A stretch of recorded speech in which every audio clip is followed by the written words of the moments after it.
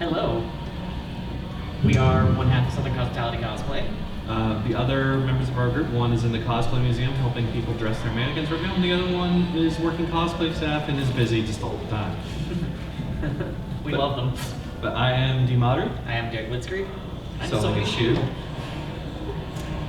And this is our panel, So You Want to Enter a Cosplay Contest, because our group has a collective 15 years of experience in this hobby. More than, but let's average it out to 15 because I like that number. Eventually we're going to have to start saying 20, and that's going to feel bad. I've been cosplaying since 2002, and I've been competing. I've been judge content since 2005. And we just judged a contest recently. Yes, we did. Were judges for A-Fest's cosplay contest. For both runway and hall. So we know what we're talking about. I guess we pretend we do anyway. But we love competing, and we want to share that love with everyone and to show you how fun it can be. Just want to assure our credentials here are well spoken for. I have lots of credentials, but I don't feel like listing them off. No, this is an hour and a half panel. Let's list it off. I'm a recently graduated textiles and apparel major. I graduated cum laude as a Dean's Honor graduate, which only 32 people in my entire 10,000 people graduating class had. With a distinction in? Research, yes. I have a distinction in research with historical textiles. And I was... How many years of experience in professional theater programs as a wardrobe assistant? Not a wardrobe assistant. I'm wardrobe manager. Not a wardrobe Costume manager. Costume shop manager, thank you.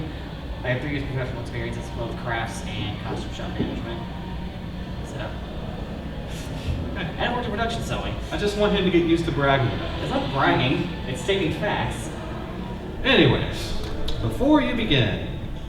Don't do this. Yeah, don't do what Alex is doing. I don't have a production diary for this costume. I'm going to be handing the judge my iPad. Always look up the rules of the contest at the specific convention you are attending before planning any entry. This is because not all contests have the same rules. And you don't want to get thrown off by having an assumption based on contests you've entered before or have never entered before versus what you expect out of the show you're entering in. Remember that contests are pretty big time sinks that can take up most of the day or even a whole weekend in terms of pre-judging, rehearsals, and the show itself. They sure can. So if you have a lot of things you'd really rather be doing, no one will blame you if you do those things instead of the contest. Because people who usually enter cosplay contests tend to have to miss a few panels, miss some signings, miss concerts, etc. because it's just how the schedule ends up working out. But more importantly, having a positive attitude is the most important thing. If you are prone to negativity or letting competitiveness bring out the worst in you, you should consider not entering. And boy, do we have some stories about that, but we're not going to name names. But let's just say there's a reason we bring that point up because we feel like there are people who poison their own wells when it comes to competing. Yes. If you don't find it fun, don't do it.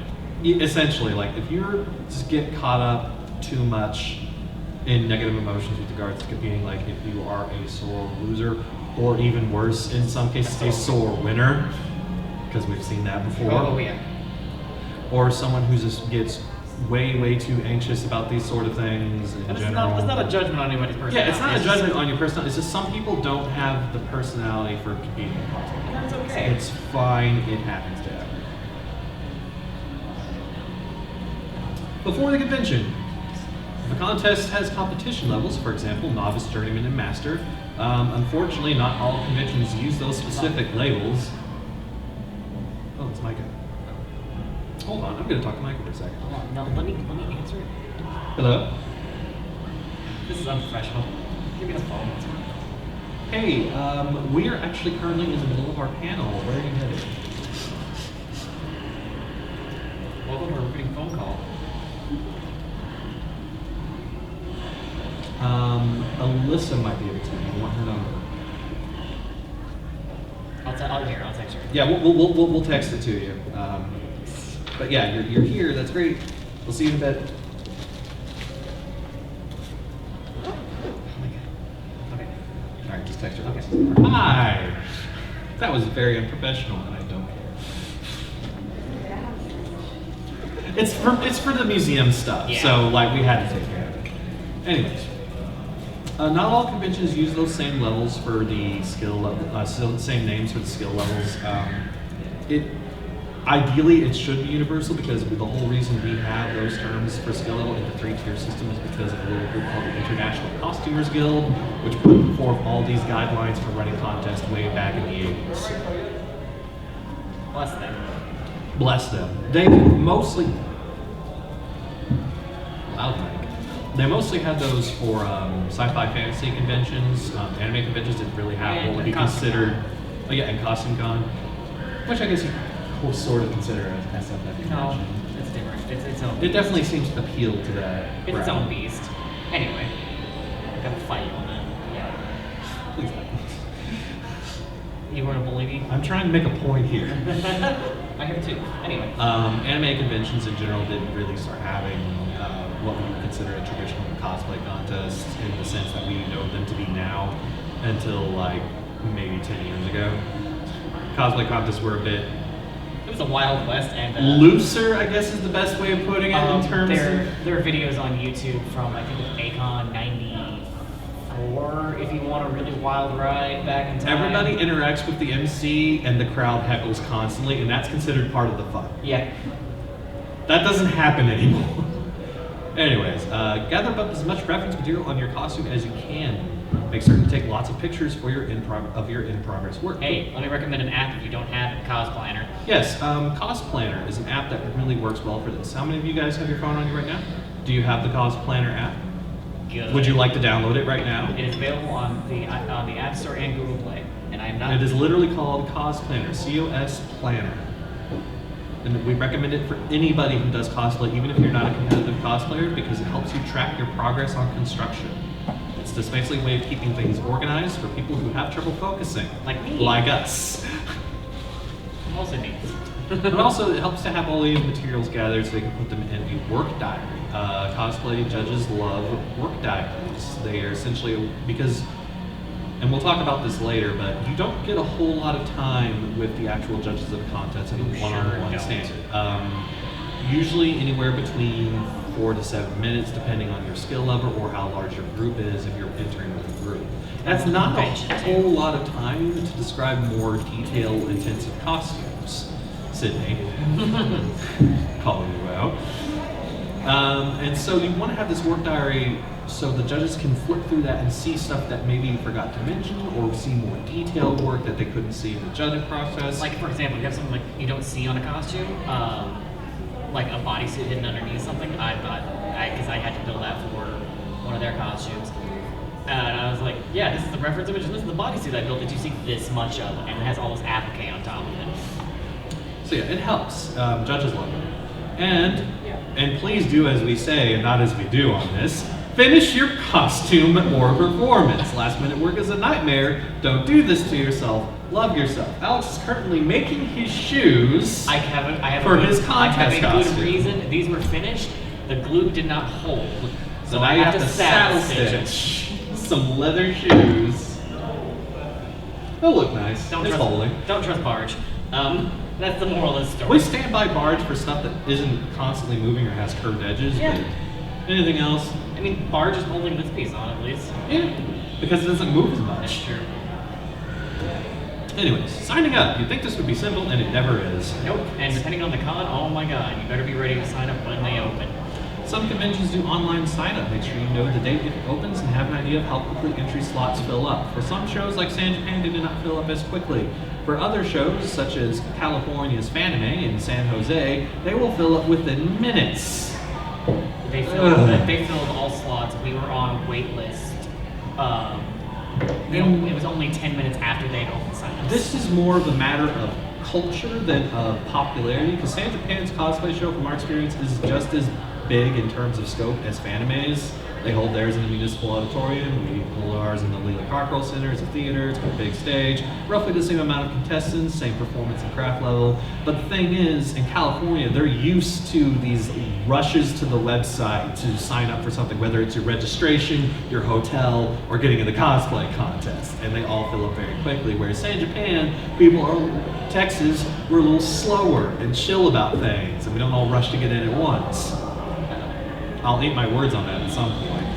But it's a culture thing. Some conventions have on-site signups. Make sure you know where the signup is located and what forms of material you need to bring. There are also a lot of contests that still require you to check in with the actual cosplay show, even if you did an online sign-up, so they confirm that you are present at the convention and still in the show. Yeah. San Japan does this. I need to go check in, for example. When we were still running San Japan's cosplay programming, we actually, unfortunately, had to turn away people at the door who showed up for rehearsal but never showed up to actually confirm their entry.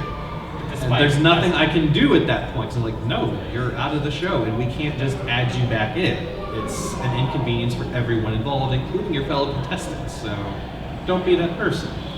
Which is why I always say, like, read the rules. Make sure you're super familiar with everything you have to do and when you have to do it.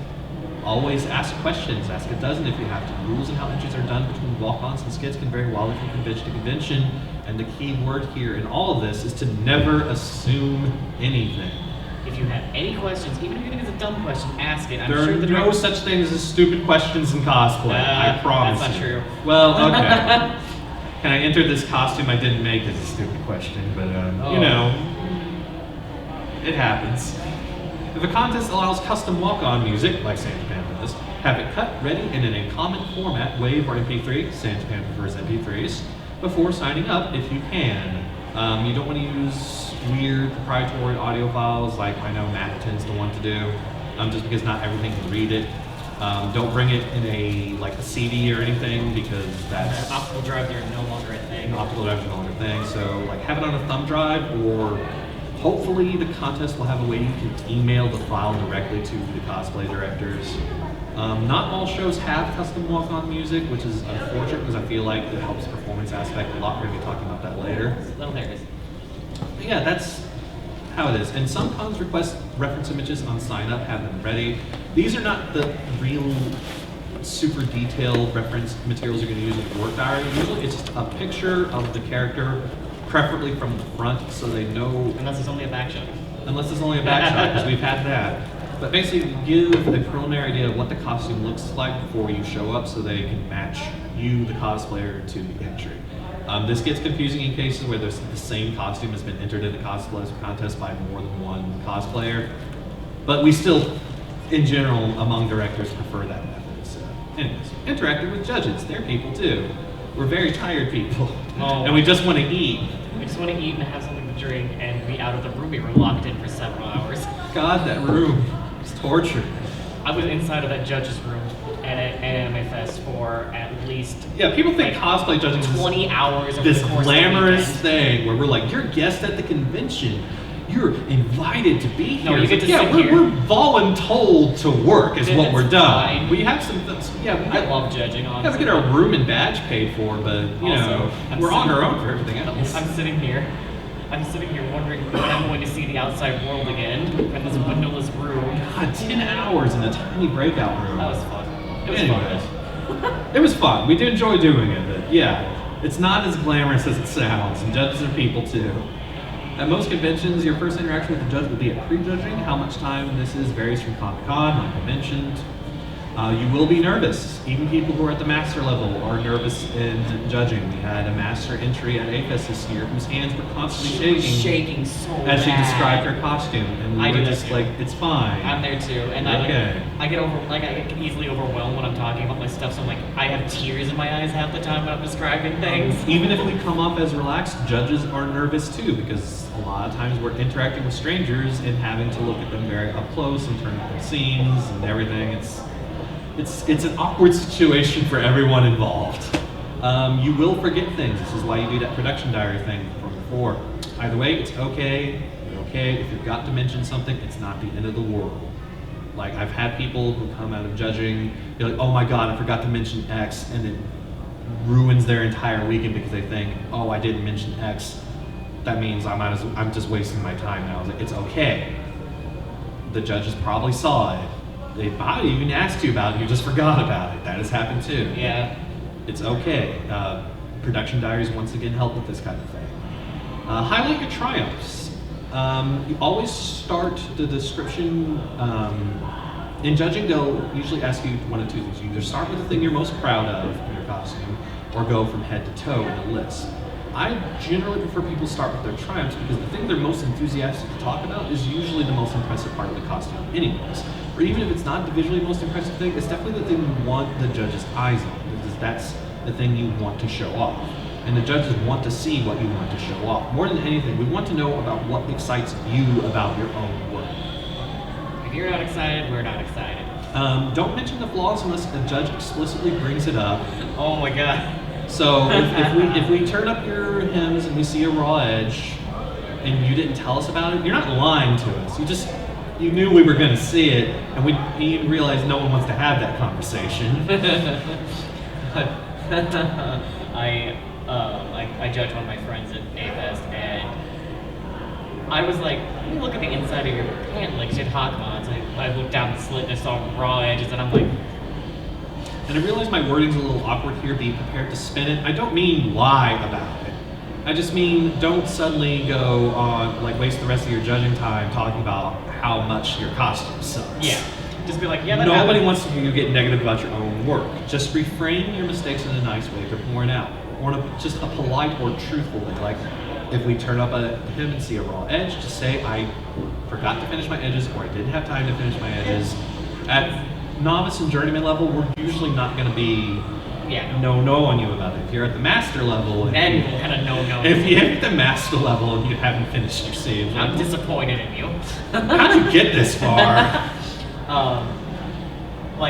There was, for Fanime 2013, we ended up winning, I don't know what we won. We won something. The award name is really weird. But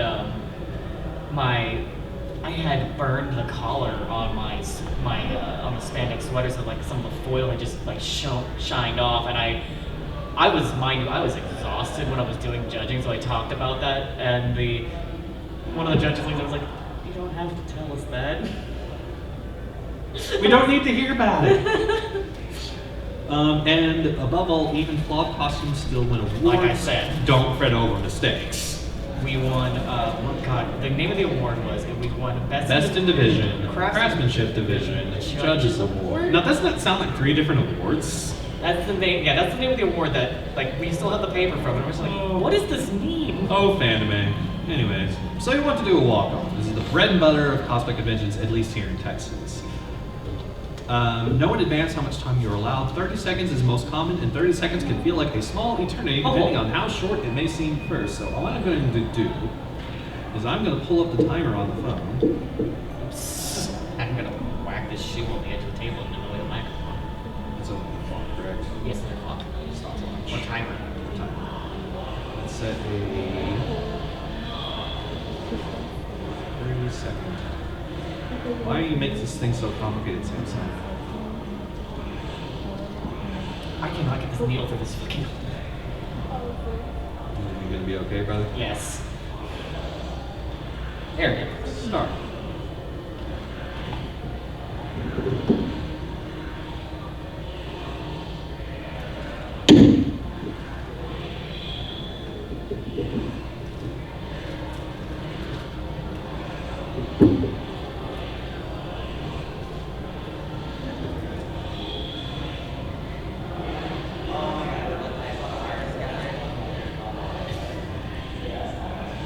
I'm gonna have that Samurai Showdown demo memorized by the end of this day.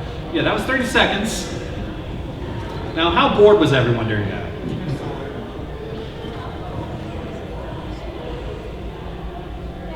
Like, was that interesting time to spend 30 seconds sitting in silence staring at my phone?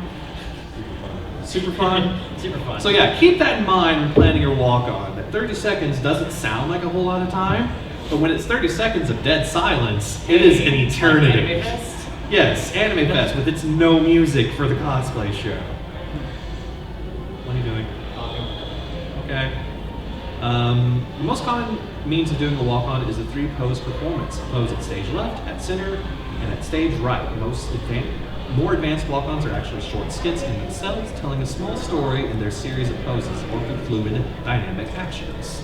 Not all contests judge walk-ons for performance, but we shouldn't phone it in even if that's the case. A costume will always look better in a good pose or motion, and you should still entertain the audience if nothing else. And the judges are more likely to remember a more memorable performance. We did not have performance awards to give out at A-Fest, but we would be lying if we said performance did not influence what awards we did give out.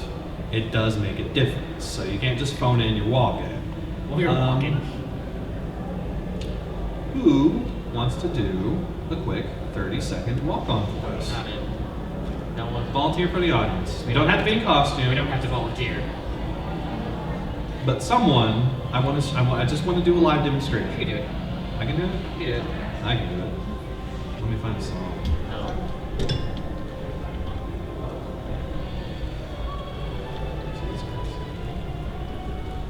Is that Sam Show that's making that noise? Yeah, that Samurai Showdown outside is making that noise.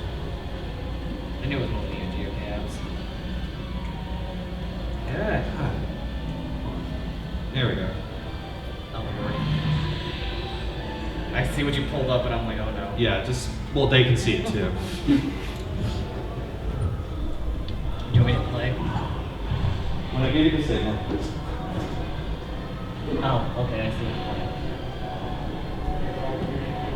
you're This is it's roughly the same size as San Japan stage. playing. You ready?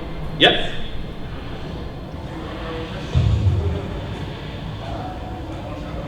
Go to stage left. Make a pose. Usually the music's a little more energetic than this. Maybe I picked a bad song. Yeah, that's sick. You go to center stage. You do another pose.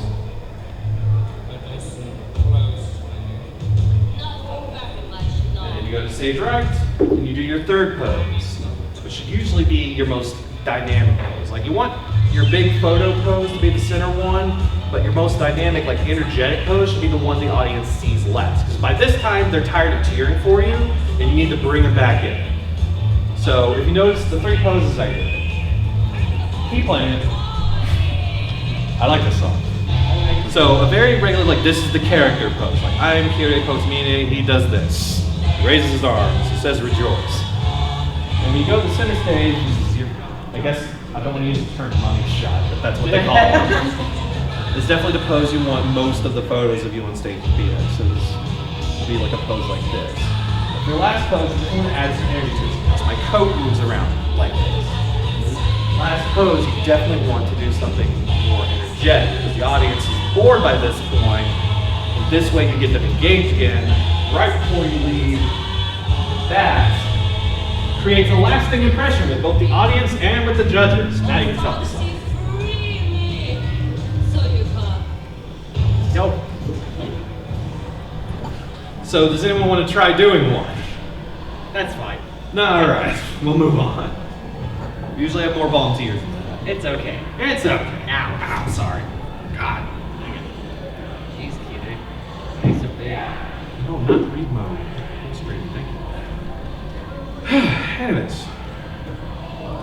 Now, if you want to do a skit, these used to be a bigger thing in Texas. We've sort of moved on to more walk-on oriented contests, which are partially a blessing because they're shorter that way. But if you compete out of state, particularly California, skits are the big deal there. So something to think about. And if you ever want to get involved in World Cosplay. Oh yeah, and the World Cosplay Summit, which is only skits. Well, I mean, they do a walk-on too, but it's the same entries doing the walk-ons that do the skits. Doesn't count. If you've seen it, you know what I'm talking about. Most conventions will request a copy of your script, blocking, etc. before signing up. If your skit has no dialogue, you should at least have a write-up of some kind of your content. How many people know what the term blocking is? Are we all theater people here? Okay, we have something to do. Okay, blocking is essentially a written description of your stage movements. Now that's the most basic definition of blocking. There's also a more complex type of blocking called diagram blocking, in which you literally plot out how a character moves across stage in a visual way. Most cosplay coordinators don't want to see that. No, they will not be able to read it. I know Emma can. Because that's her world. But if you handed me diagram blocking, I'd be like, I don't know. It's all Greek to me, brother. So a written description of your movement is possible. If you're doing a dance skit, you can also probably send in a rehearsal video so they have an idea of what your moves are in the skit, just to make sure everything is within content rules. Okay. It's too early to be this noisy. I don't care that's 12:30. Just like walk-ons, time allowance for skits varies pretty widely. In general, a safe time to aim for is 2 minutes. It can be more, it can be less, but not by much. I'm not going to torture you guys with 2 minutes of silence. Also doesn't look like we're going to get 2 minutes of silence from outdoors anyways. But yes, 2 minutes of silence is agonizing for an audience. And you really need to be sure that your content, even in a dramatic skit, is snappy enough and moves at enough of a beat that you do not lose your audience's attention at 2 minutes. Anything longer than 2 minutes, you are definitely risking losing the audience and judge's attention. You have to remember that basically your audience is a bunch of hyperactive toddlers.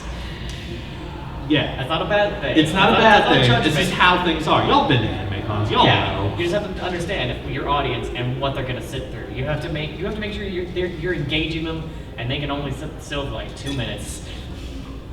Did you just get water yourself? Not on myself. Okay. Just on the stage. And it's a riser. It's used to it. I was gonna. Never mind. Anyways. Always gauge your material against honest critics. Be prepared to rewrite even from scratch if something isn't working. Don't get married to your skit idea. Is essentially the truth there, because plans will change. The content may not be working as well as it did in your head. In the professional world, for original programming, script rewrites usually get done up to the day of filming. Yeah. So it's not like... If you want an example, like Saturday Night Live, they will be rewriting skits the day of. Saturday Night Live will be writing skits during the show. Yeah. So, yeah, don't hold yourself to a higher standard than frickin' Saturday Night Live. Just be willing to experiment. Give yourself plenty of time to put the idea together. And above all, rehearse. If you get up on stage and you have not rehearsed your skit, it will be obvious to everyone and really awkward. And nobody wants to see it. You don't want to be the person on stage. The audience doesn't want to be watching it. Everyone's just going to be waiting for it to end. It's kind of like waiting to die. Especially as a performer, when that happens, you want to die. Like, yeah, when that happens to me as a performer, and trust me, I speak from experience, you just get that feeling. It's like, I wish someone would shoot me right now. It gets bad. So always rehearse so at least you can give the impression to the audience that even if they may not necessarily jive with what you're putting on stage, they at least can tell you knew what you were doing. Even if something goes horribly wrong, like, I don't know, you actually punch someone and knock their wig off. I'm not saying I did that. How do you like my guys' use of an old beam in this title card? Oh, God. It's ancient. It is ancient. Professional DAWs, which are called digital audio workstations, are extremely expensive. Like, too expensive, actually, and I work in this industry. But there are some free programs like Audacity, Reactor, and others, and you should absolutely get one. Audacity, at the minimum, you should have if you plan on doing cosplay contests regularly, especially if you plan on doing skits. You can really easily cut audio in Audacity. Podcast mics are good for most dialogue recording and are pretty cheap, around $20 or so. Don't use headset or gamer mics. They sound awful. What works for getting information across to the people you are gaming with is not going to work on stage. Gamer mics usually have a very limited frequency pickup, so it sounds like you're on a telephone. That's not going to sound good on stage. Unless you want that effect. Unless you want that effect, sure, but then you could just say your line into a telephone and play it back into the mic. We can do that. And please have everyone record on the same tools if you can. It's very obvious when people in skits were recorded with different tech than other people in the same skit. And it's a very awkward thing, and it makes the whole thing sound kind of bad. Kind of weird. And weird. It sounds like they're talking in two different rooms instead of being next to each other. You don't want to use a lot of pro mics or anything like these that use an XLR cable. Unless you really want to get Unless you really want that, because this is an analog signal. It does not interact with your computer. You would need to buy something called an interface in order to get it to do so. And those are expensive. You're getting into professional audio tools at that point. Podcast mics usually just have a USB hookup that goes right into your computer and does all the conversion for you. It is a digital to digital signal, so trust me. I know these are cheap mics. These old, oh god, these aren't even Shure. These are Chinese mics. These probably cost San Japan like $20 a mic. I understand they're really cheap, but then you have to factor in the cabling and the interface and everything it is to get the interactive computer. It gets expensive. So just stick with podcast mics. I promise you they're fine. Some effects to keep in mind are compression, reverb, and stereo delay. There's YouTube tutorials. There's YouTube tutorials for all these. I'm not going to waste a lot of time describing to you. I just Because I can. But because yeah, I could if I wanted to. But they're essentially the only 3 effects you should really care about when putting together audio for a walk-on or a skit. In brief, compression evens out volume levels, so if you're talking really quietly, or if you're talking really loudly, the dynamics and volume will stay roughly the same. So nobody has to like lean in to hear what your character's saying and then suddenly get shot back when someone's shouting again. Compression helps with that. Reverb is just an echo. It helps sound bigger than it is. And stereo delay is the more complex of the 3. That's definitely something you want to look up on the YouTube video on how to do. It essentially creates 2 different sound paths going to your left and right. And this also increases the size of the sound. Because if the same signal is going to both left and right, then your sound might as well only be coming from a single speaker. It's called mono. And it doesn't sound as good. In a big theater like the Leela Cockerel, you definitely want to split that sound between 2 different channels as best as you can. And that's something that takes time and practice to get right, but it's worth it. Leave room in your walk-on cut for entering and exiting the stage, regardless of how much time you're allowed or plan to take up. Say San Japan gives you 30 seconds for your walk-on, you want your audio for your walk-on to be 45 seconds. Particularly if you're in a very large, bulky costume that's difficult to move in, you want to give yourself plenty of time to get on and off stage without the audio suddenly cutting out and leaving everyone feeling pretty awkward. Once again, always save to a common format. MP3 is the easiest one to get. You can get it out of default out of most DAWs. Audacity will default give you a WAV file, but you can choose to have it give you an MP3 file, but don't do anything besides those 2. Every computer can read an MP3 and WAV. Not every computer can read Any other weird? What's Mac's weird proprietary? I don't know, it's stupid. I hate Macs. I work on Macs. I hate Macs. Anyways, backstage, Magic Kingdom. We have made so many backstage buddies. There's one in the audience right now. Hi, Sydney. We wouldn't even know Sydney if we didn't do cosplay contests. Yes. Because it's not like we ever cosplayed from the same stuff until like very recently. That's a borrowed It was a borrowed costume. Borrowed costume anyway. So a lot of the friends you make in the cosplay world will generally be people you competed with more than people you actually did cosplay groups with. You might have closer friends with people in your cosplay group, but the people you meet backstage generally will be the people you see at every show. Because boy, the competitive circuit is real small. Which can be a problem if you have a bad attitude. The way you conduct yourself and treat your fellow contestants leaves a lasting impression. If someone is really cool backstage, everybody remembers that person. They're like, yes, you. You are who I want to be my line buddy. Let me tell you about a story I remember. There was he was a handler for someone at IkiCon one year. He was dressed as Germany from Italia, and he was running up and down the line getting people water. He wasn't part of the staff, he was just someone's handler, and everyone, like, I think... Everybody remembers he this got guy. a special staff award, because everyone's like, dude. Speaking of water, stay hydrated. If the cosplay staff isn't able to provide water, have someone nearby who can fetch it for you. Even if you're in a costume where you don't think you need a handler, have a handler around just so they can get you what you need. Because usually you're going to be staying in the same spot for a long time. If something on your costume malfunctions, don't panic. You're in a room full of cosplayers. Oh, I have stories about this one too. Someone might have something to help you. My armor broke back in 2014. It was my first armor build, and I had time to stress test it. I was like, oh god, I need glue, and like I literally got offered 2 different kinds of tape, 3 different types of glue, and some Velcro. There was an Ezra Scarlet cosplayer in one of the more recent shows we did whose spear broke right before she was going on stage. And what did we happen to have on us for our skit? Gaff tape to make sure our set stayed in place. It did. So we just wrapped that sucker up real tight, and it survived being on stage, and that's all that matters. And one of our group members broke her shoe before we went on stage, and someone produced super glue out of their bag and fixed the shoe so we could do our skit. So yeah, never panic. You're in a room full of cosplayers. We carry solutions. And kind of what we do. Yeah, don't be afraid to talk to your line buddies either. Like there's a picture of me in Cosplay America version and Cosplay America Volume 2. Volume 2. from IkiCon 2013 in my Dio Brando costume, where I'm with an Iron Patriot who's shoulder cannon with God. Yeah, the servo motor failed, and he's like, "Hey, can you set this up for me?" So there's a picture of me clipping his armor back together as he's putting his helmet on backstage.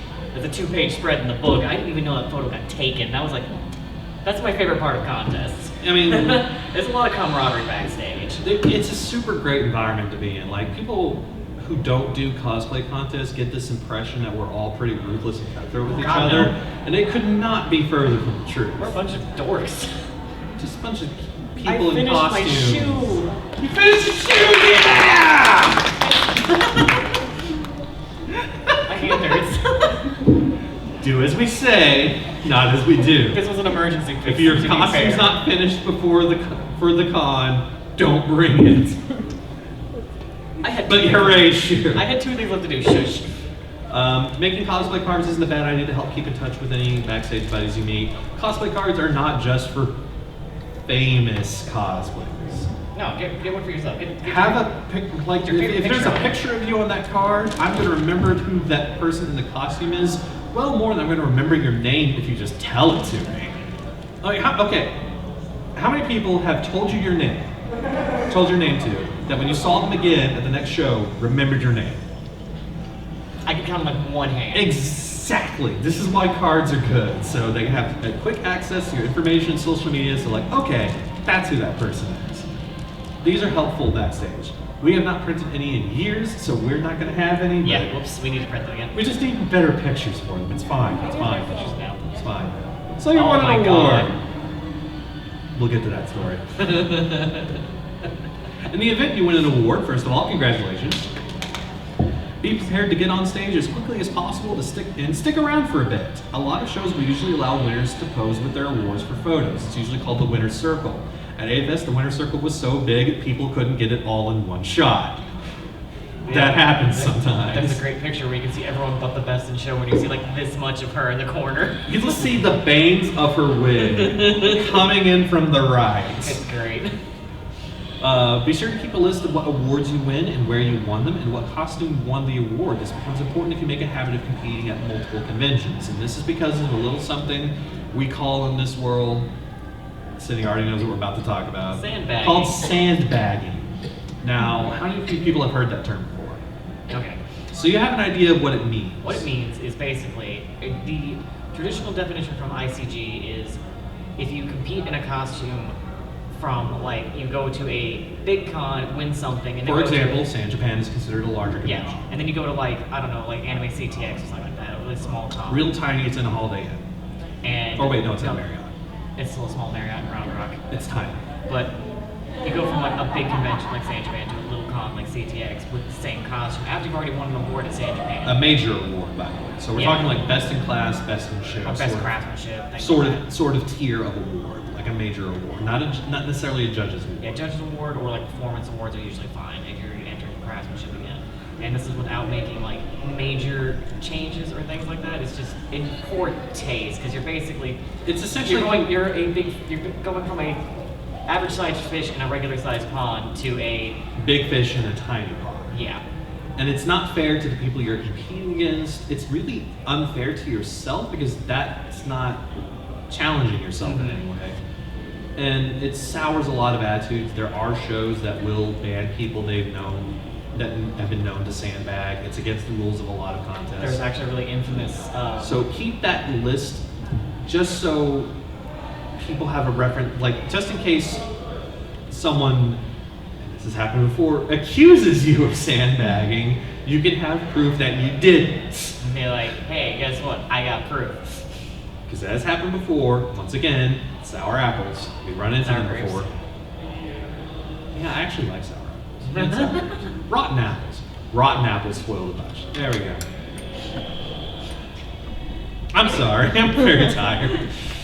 A good attitude goes a long way whether you win or not. Always applaud winners, congratulate your fellow winners. Thank the judges, thank the cosplay staff, and it's okay to cry. A lot of people cry when they win, especially if it's their first award or if it's a major award, they start getting verklempt. Nini, actually, when we won our award at Fanime, she burst into tears, and everyone's like, "Oh my God, what's wrong?" And she's like, "This is my first contest and my first award." And then like everyone just came in and hugged her. The cosplay staff especially appreciates having your thanks because they usually have the most thankless job in this world. Like in the world of cosplay staff tends to get The short end. the short end of the stick, and because we've been cosplay staff. Oh, yeah. We've contestants judged and ran shows, and running shows is definitely the least rewarding of the three. When it goes off well, again. Oh God, that. So now you can tell the story. So this So- is why we said be prepared to stick around. I had very little sleep. I hadn't eaten. I don't think I'd eaten all day, and I was also dehydrated. And so I was kind of delirious when I got the award. I won our best in class for that costume. And that's my picture with my award because I didn't stop. I just kept going. Thankfully, everyone was pretty understanding, but if I didn't know you and I was the audience and saw you do that, I would think you were kind of a jerk. I was tired. I was like, "Wee, go on. I want to go sit down." But anyways, this is the question and answers part of the panel, and I really want to answer some questions, so I really want an A's and Q's. let's get some A's and Q's. Yes, you in the white way. Besides, like, really obvious DQs and raw edges, what is the most common, like, costume killer for you? What would make you... Raw edges are really only at the master level that they become a killer. We're a lot more understanding of raw edges at the novice and journeyman level. Something that really like gets like it's not even like necessarily like edges someone out. It's just like press your seams. Yeah, make sure the costume looks nice. Like as you're working, press your seams. Like either press them one way or press them open. You can really tell when a costume has had that done when it's being worked on. When it comes to you, and you're just like, And also, if you feel like a particular part of your costume that is not intrinsic to the garment itself doesn't necessarily hold up to the same skill level as the rest of the costume, it's okay if you don't bring it. Lacking a prop or lacking armor for a costume that's not only armor will not get you points deducted Yes. in scoring, at least not from people like us. because Because while yes, it would be nice to see all details represented in a costume, sometimes people just aren't as good at certain part aspects as others. and that's why I didn't make the prop for the costume competing because I'm like I cannot in good conscience build this in 2 days and bring it for judging. So yeah, if you feel like, you know, say you have a character with a sword and you feel like your sword just looks really amateur compared to the rest of your costume, you don't have to bring the sword. Yeah, you can bring it to the stage, probably don't have it judged. So yeah, things like that is usually what stands out to me is people who feel like it's a cultural thing. They feel the need like this is part of the costume, therefore it has to be part of it that's judged. And most of the time, that doesn't actually matter that much. She didn't win an award at A-Fest, but she did win an award at a cosplayer who did a costume where part of the costume was commissioned. The commissioner was there to represent their work, which is something you should always do. If any piece of your costume is not made by you, you need to have the person who made it there with you and judging. Because that will get you DQ'd otherwise, because otherwise you're claiming someone else's work as your own. No bueno. But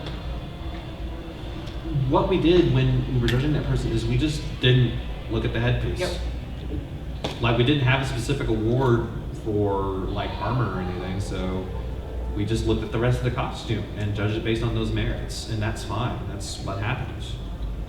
And yeah, we're just gonna reemphasize, please don't lie to the judges. Don't lie to the You will judges. become a story. Yo, you don't want to hear a good one? Oh Yeah. my god. Okay, So, well, to preface this, it's common, at least in stage cosplay shows, to have the occasional people come in and lie about their costume being made by themselves. Because they just want to go on stage, they give like really obvious dumb answers, like I'm asking them, like, hey, did you mold your armor? And they look at it and they think for like a solid minute, it's like, yeah, I guess I molded it. Like, no, you would know if you molded your armor. They usually fail really obvious tells, but we don't call them out on it in Yeah. person. They're just disqualified from judging and allowed to walk and be on their merry way. but my They're god. usually not after an award, they just want to be on stage. But this one, oh my god. Oh, Lord. So, we're not going to name names, obviously, and we're not going to describe the costumes in any particular way, but, so, they came in, and we had been given, they had a little write-up at A-Fest for each each entry. Yeah, for A-Fest we were giving a little bit of prep work on every entry. Yeah. They would tell us basically something they wrote down on their form, what they wanted us to know about the costume. In this entry in particular, They said they had played the game they were cosplaying from with their uncle since they were kids, and he had recently passed away, and they had inherited this armor from him in his will, and they don't know how it was made or anything like that. but they said they wanted to do honor to their deceased uncle. So we're getting a little teary-eyed in the judges' room. We're like, oh, that's such a great story. So we start looking at it, and one of the other judges looks under the shoulder piece, and she gets my attention. I look under it too, and it has a Blizzard copyright logo on it. And one of the other judges even Had starts this to costume. you can see the realization come over his eyes. His eyes starts to he widen, like, like, wait a minute. He like turns his laptop to me, and he's got this. It's a mass-produced Halloween like World of Warcraft costume. And mind you, And they he's had like- altered it. And if they had just said that they had altered it, like they painted over it and everything, so it looked like a completely different set. But you can still tell it was something like they paint over the bodysuit that came with it too and everything. And like Like, it's even not if like just they said weren't you doing work, modified it, but that they- would have been fine. But no, they had to give us the dead uncle story. So now there forever. Yeah, your dead uncle gave you a cheap Halloween costume. Man, your uncle must have hated you. Oh my god! Like, I'm still baffled at why would you tell us that your dead uncle gave you the armor? It was such a wild thing. This is probably the most elaborate lie I have ever had to witness during cosplay I've contest judged judging. a lot of contests, and that's like the wildest. That beats. Oh yeah, that's my mom's label by a mile. So yeah, don't lie about dead uncles. Does anyone else have a question? Yes, the redhead. Okay. What's the most like unexpected award that you've either gotten or given out? Like Oh. you're like, I thought this cause like if it's one you made and you were like, I thought this wasn't gonna win anything. We didn't think our Toho project costumes. Oh my would god, we win. want a performance award for these. Like, we want a performance award for these. I'm gonna Oh. bring up the video. Yeah, that was really unexpected. As far as like giving out awards, shoot, it was one. There was someone who's like really surprised me on stage. I can't even remember what it was anymore. But I was like, I need to give this to someone. 4 years ago. San Japan XII. So yeah, 4 years ago. And the best part about this is the story is We can't upload this to YouTube, by the way. a Crom backstage. taught That's me like how the to one moonwalk unfortunate better. thing. But there was a Crom with full armor boots who taught me how to moonwalk better backstage in his armor boots. Oh wow. And yeah, we got an award for that for our performance. And that was like cool. It was mostly because I moonwalked. That was so stupid. It was, but it's great. That's the kind of stuff that happens backstage. Yeah. As far as most unusual award we've given out to someone we weren't expecting to really be on our radar. The problem with a lot of concerts is we usually lean into the craftsmanship judging. We get a good look at craftsmanship on that. Our entry that definitely surprised me with the Light Fury. Yes. Okay, so how many of you guys saw a Festus cosplay contest this year? I wouldn't be surprised if it's none of you because That's it was fine. 2 weeks ago. That's fine. There was someone who did an original design of the Light Fury from How to Train Your Dragon. Yeah. Oh. And like at first I was like, okay, it's just like It's just gonna be like a humanized version, It's like- whatever. it's We've like- seen a million I of was them. like, weird bikini armor, and then I was just like, And then she came in and she hands us in her work diary engineering notes. she scaled down like because all the dragons in How to Train Your Dragon have size and weight, and so she's like, okay, how big is the wingspan on this, and how big will the wingspan be on me at my height and weight? And more than that, she put in a lot of care into how these wings would move. Now she could have used a pneumatic system, but she's like, that's slow and boring. She could have used a pulley system, but in order to put the amount of force into it, shoving it down, it's not really worth it, and they also don't hold up that way. So what she did is she took, in her engineering notes, she started testing strengths of various coils and spring-loaded the joints in her wing. Wow. So yeah, that was really cool and nothing we were remotely expecting from just looking at their entry form. And like the top, the God, I still was blown away by her top stitching on Mystique spandex. It was flawless. Yeah, she won best in her class. Yeah. So yeah, stuff like that is Yeah. people who think about details that I won't say are unimportant, but most people dismiss as not necessarily being. It's weird to think about. Like, there was also something we were going to give an award to because it was a Best Creativity Award, but she ended up not she didn't appear on stage. She was a very novice cosplayer who did a lot of strange and novice level things. Yeah, the great thing about novice entries is they don't know what they're doing. So they just so do how it. they get to the solutions they come up with is usually really wise. So instead of using like interfacing for something, she used construction paper. and she had a Because she didn't know what interfacing was. And she had a mask built into this, like a mask for the costume, and there's a weird front piece on it. She's like, yeah, I took the elastic packaging box and melted the corners down, And just stuck it right on there and painted over it. and then used the backing of the backing of it for something else. And I was just like, Yeah, she used cardboard for Yeah. like a lot of structure in the costume. I'm like, what are you doing? it's so wild how creative some of these people get. But yeah, you and Black Hair had a question. So, actually, what I was going to ask is kind of some of that. I was curious, when you're judging people, if you're comparing two costumes that are roughly the same level of quality, what kind of small little things will push you over the edge toward one or the other? Oh, man, sometimes it comes down to Sometimes it comes to the finishing work. yeah, and like presentation too. Presentations and performance once you're Yeah, on it's like stage. sometimes we're stuck between two people, and we're just like, it's gonna come down to what we see on stage because there's just so much that we can't like.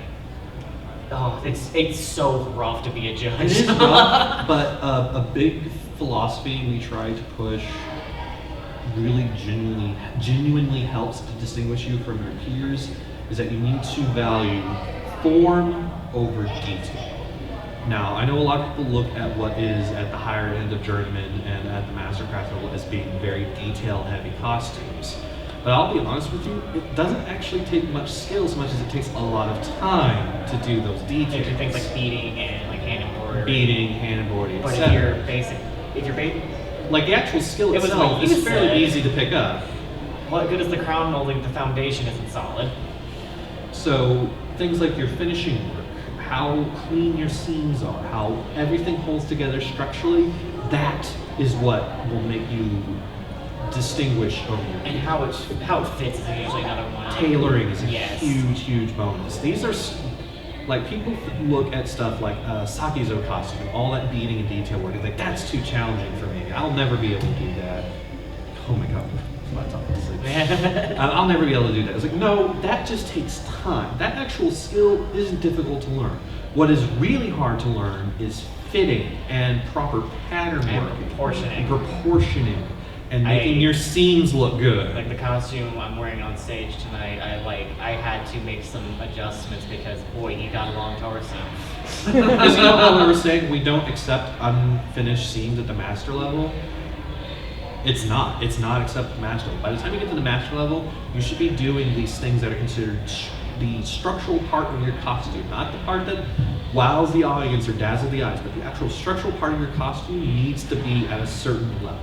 And if you can do that well, buddy, you're already there. Yeah, we get like if we're really getting down to like the nitpicky details, it's like how like if they had like top stitching work, how was their top stitching done? If they had like resin details, how well it, or like pieces that had to be sanded and finished, how well were they sanded, how well were they finished, and it just comes down to real like unfortunately really nitty gritty subjective Because stuff. anyone can walk in with a costume that was expensive to make, like you did all this 3D printing or all these beading, or you used fancy silks and heat them on, or vinyl transfer or whatever. But ultimately, those are they're just sparkles. Yeah.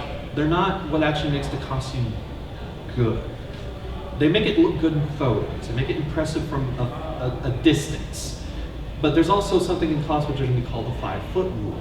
If we can get 5 foot close to you and spot an error in your basic craftsmanship, none of those details matter anymore. So yeah, that is definitely like work on your form over your details. If you can do a simple costume and make it look damn near perfect, you will probably be more eligible for a award than the guy next to you wearing a super detailed outfit. Blade One Skill Mesh that I'm not wearing right now. That costume, Because one of her members also, Nini, yeah. the ward that put her in the Master Division was on a Lucy Montgomery costume from Pinko Stray Dogs. Now, if you're familiar with that character, it's not a super detailed costume, but her tailoring was flawless, She and also that's made a what 5-pound petticoat. and that's what got her that distinction. So yeah, like I always look at Yeah. form over detail. If you can do the detail, great, but make sure your form is good first.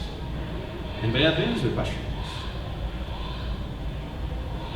In that case, I think we're getting out of here 30 minutes early. That's fine. That is absolutely fine. It's That is very absolutely early. fine. Thank you guys for coming in. We have all of our contact info up there. We're on Facebook, Twitter, and now we're on Instagram, but the rest of the freaking planet. We also accept donations on Ko-fi, but don't feel obligated to No. do so. But it does help us throw together panels like this and do stuff like the Cosplay Museum, so we appreciate any little bit of help we can. But mostly, if you just want to follow us, we're very active on Twitter. We post about events on Facebook, and we're getting the hang of Instagram. It's a I'm little old. I don't know what I'm doing. I wish I could just update it from a desktop. Why is that so hard?